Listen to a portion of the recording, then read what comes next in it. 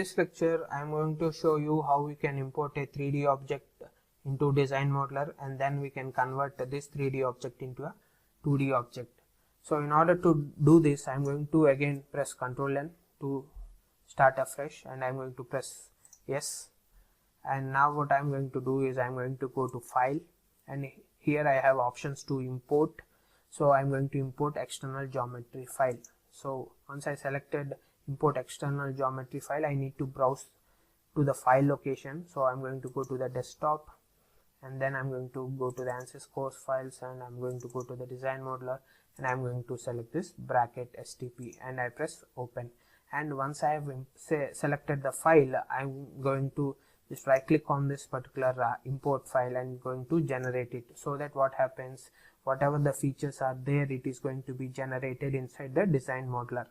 And once I have successfully imported this object, a solid object, I'm going to go to the View tab, View tool, and I'm going to select the Fluorescent Body Transparency to off, so that I can see this as a solid body. Now likewise, you can select the number of types of files that can be imported into this Design Modeler. When coming to Ansys APDL, you cannot have this much of flexibility, but coming to Design Modeler, you can import any type of CAD geometry from any kind of CAD system into this with a very less amount of loss of data.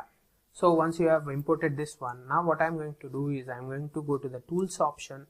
In the Tools option, there is one thing known as a Mid Surface option. So I'm going to select the Mid Surface option, and once you select the Mid Surface option, what you need to do is you need to select pairs of planar faces of a solid body, so that a plane will be created at the middle of these two surfaces. So for example, see, if I select this surface, and by pressing Ctrl and select this surface, what happens, this mid plane option will be creating a plane at exactly the center between these two faces. And now what I'm going to do is I'm going to select this face as well as this face also, and I'm going to select this face as well as this face, and I'm going to say apply. So once I press apply, I can see the face pairs. So if I'm satisfied with whatever the face pairs I have selected, then I can just go to the mid surface option, and I'm going to right click and say generate. See, now what happened, we have turned the solid body into a 2D object. So what is the main advantage is, if we are able to convert such type of simple geometries which have a lot of plane faces into these surfaces or 2D object, the computation time as well as the computational resources requirements, computational cost, everything will be reduced, and the project can be delivered in advance. So this is how we can use geometric modeler. And remember, learning geometric modeler itself is a very big course.